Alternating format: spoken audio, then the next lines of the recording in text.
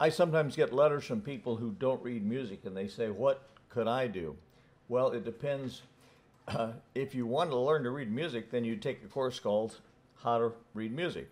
And I do have a course called How to Read Music in One Evening, which is kind of a summary course, and then a more detailed course called Seven Magic Steps to Speed Sight Reading, and it's about music reading. Now, a lot of people, when they ask that question, though, they really don't want to read music. They just want to play without music. And so, to that end, I would suggest that they take the course on how to play chord piano, because that's really what they're after. And that course starts at square one and explains what a major chord is, and then a minor chord, and then diminished, and then augmented, then sixth, seventh, major seventh, ninth, and so on, and then shows how to combine those into a chording pattern like so.